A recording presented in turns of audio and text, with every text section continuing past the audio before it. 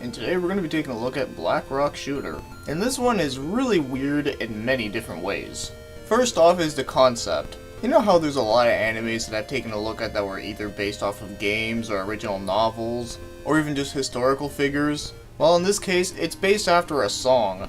A weird concept, but kind of interesting to say the least, because, you know, it's not really often that you hear an anime that's going to be about a song. Yeah, imagine if there was an anime that was based after the song Lizard from King Crimson. Now that would be some pretty trippy shit right there. So yes, the song that this is based on is Black Rock Shooter by Hatsune Miku. So that's where the weirdness starts, but it doesn't end there. The story is also pretty damn weird, but before I do explain the story, I do want to address one thing. I really hope I could at least explain this the best that I can, because this anime is pretty damn complicated.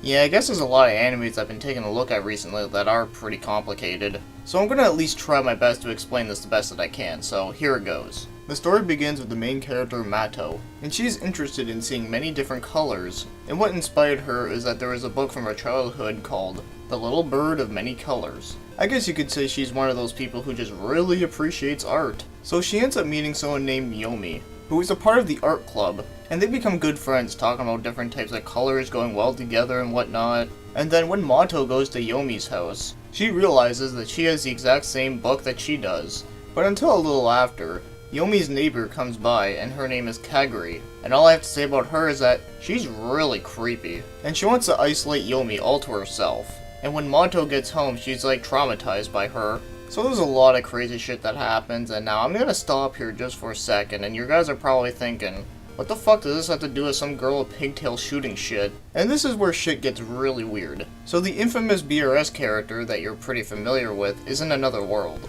And everything that happens in the human world affects the other world. Well, everything as in like human emotions.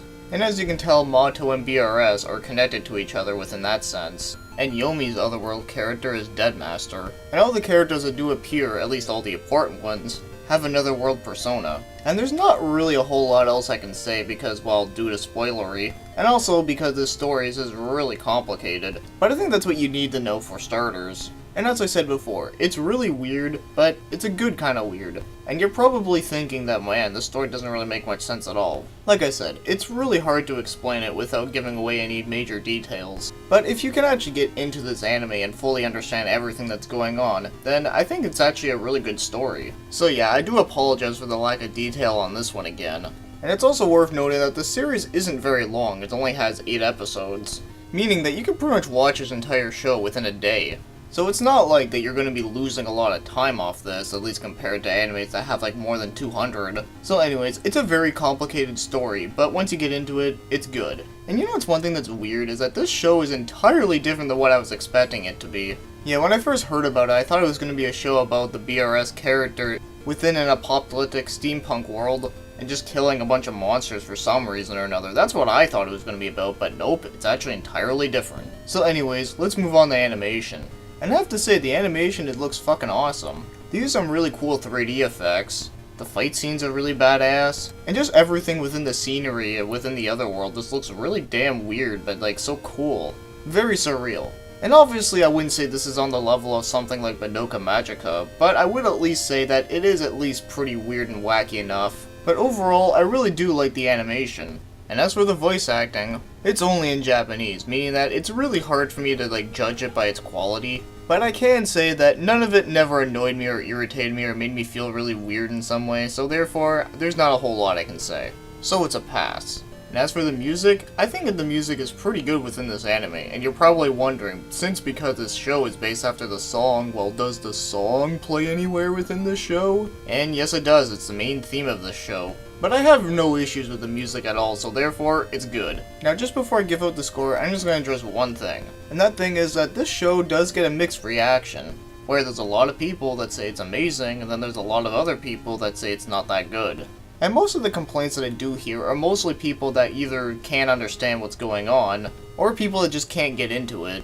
And I can understand these issues. I mean, I know for a fact this show is definitely not for everyone. And it's hard to recommend this show for other people because it's so hard to get into. And as I said before, it's only 8 episodes. It's not like you'd be losing a lot of time here. And now you're probably thinking, what are my thoughts? Well, as for the score, I'm going to give it an 8 out of 10. I really do think the show is good, and the story is also good. It's just, like I said, it's really hard to get into. And I think that's probably my only issue with this show, is that this is a kind of show that you have to watch it when you're in a certain kind of mood. So if you're really looking for something that's like mindless fun or whatever, well, this probably isn't going to be it. And while the action scenes do look good, and while I guess those can be a little bit mindless fun, but at the same time, there's a pretty epic story going on in the back. But I will say that all the presentation is very good. I just think they could have explained the story a little bit better.